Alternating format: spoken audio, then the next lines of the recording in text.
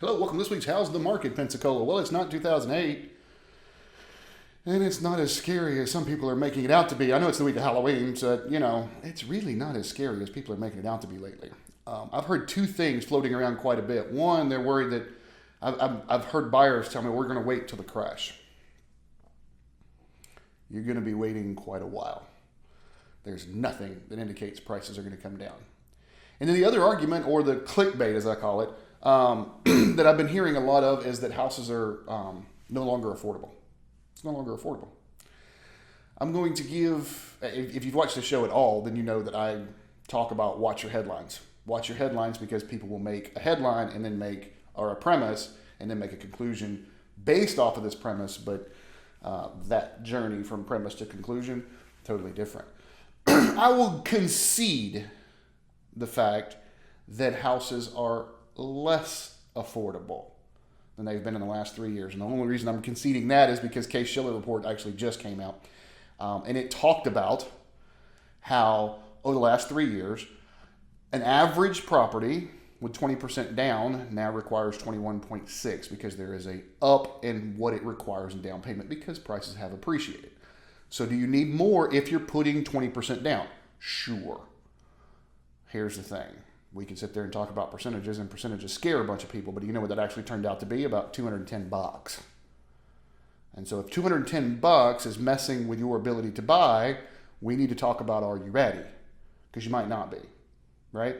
So does that mean it's less affordable? Possibly. I know that also on your payment ratios, that's what everybody wants to talk about, what they call how much of your income is going to housing. It used to be over the last 15 years, 23.6. If we average them, it's 23.6. Right now, the average is 21.6. So it's actually lower than the average. It is higher than it was before. But have you seen rents? I want you to sit there and calculate. I mean, if someone's making $4,000 a month and their rent payment's $1,000, good luck finding a nice place to live at $1,000 right now. Okay? Then you're spending 25% of your income just on housing just for the rent. So if the average is 21.6, that means you're less in a mortgage. Do you have to put a little bit more down? If you put the 20% down, sure. But we've got the FHA programs, we've got VA, we've got USDA here, we've got a conventional that don't require 20% down. So there's a lot of aspects there that, the articles just ignore because they want to make you nervous and fear sells and oh my God, it's crashing and houses are so unaffordable right now and we have no idea shut up, dig into the numbers, chill out. All right, they are still very affordable. Here in the panhandle of Florida, we're one of the most affordable areas in the state. So watch your headlines. I know that, fear sells and of course, like I said, it's Halloween week, so let's all scare everybody. But, I'm just going to give you data on this show. You make up your mind what you want to do with it. All right. Here we are. You know what? Let's jump over to data. Now, you want to talk about something that is scary. It's the inventory levels in Escambia and Santa Rosa County. Ooh, let's go.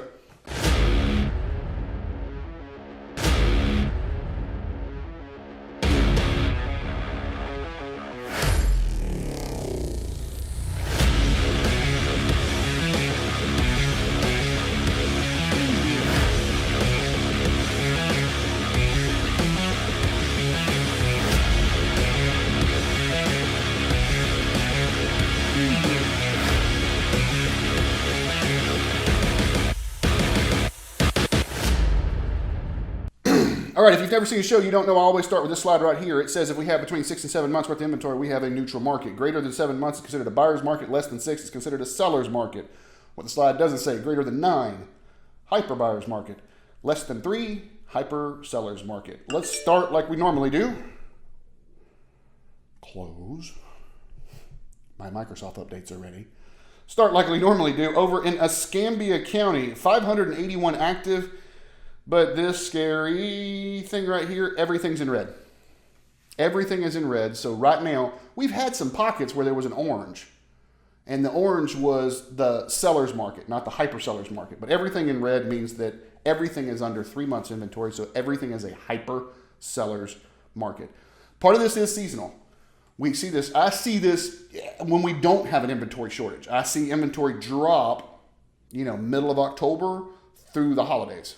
So part of this is seasonal. Part of it is we just don't have as much inventory. 581, that's come down some. So that's our total actives right now. Still got a huge demand. Huge demand. I see. I must have had. You can tell there's a lot of people watching real estate. They're watching what's going on in the MLS because they want to jump. I must have had 15 phone calls and text, all in a matter of 5 minutes, when a realtor here in town made a mistake and listed a property for $1.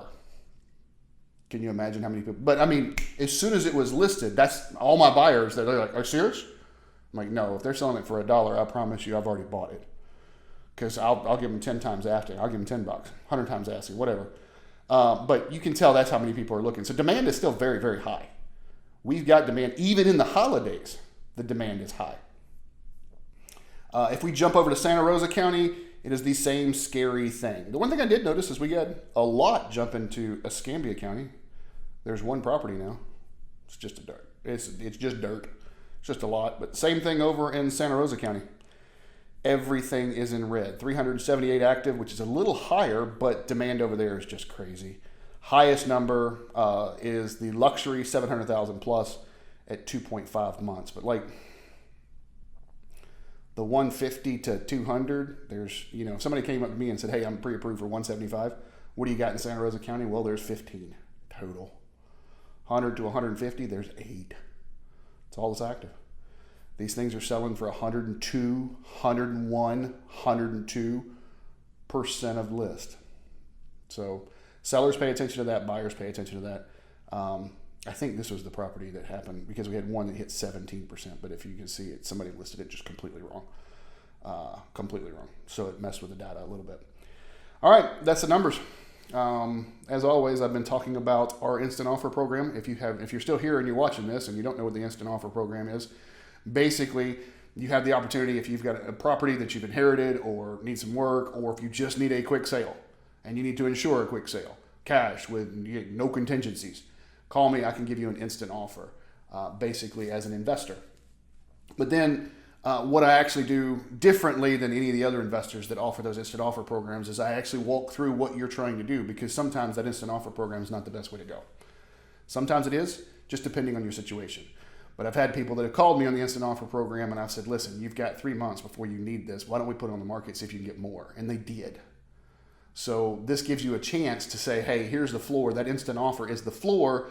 If we can go on the market and I can get more, great. Shane, fantastic. Let's do that. If I can't, we know this is the floor." So that works out really, really well for a lot of different people. The instant offer information is all below. You can go to the website, check that out real quick. And that's just something that we've seen a lot of. I just started it this year, and I've seen a lot of success with. I've seen a lot of people make, I think we're coming up on 12 deals already, and I just started this in March, April, somewhere around in there. And yeah, there's been a ton of stuff that has happened, and it's made sense. Some of them we bought as an instant offer. Others have made more coming on the market with us. But the opportunity to look at both sides of that is what I think making that program popular. So anyways, short one this week. It's Halloween. Don't eat too much candy Sunday. Don't eat too much candy, and be prepared for a cold one. Somebody said we're going to be like 47 degrees waking up Sunday morning. So anyways, thanks for watching. Have a great week.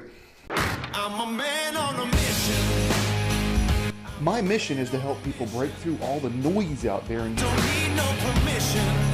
I want to help you get to actual truth. Don't you just want the truth?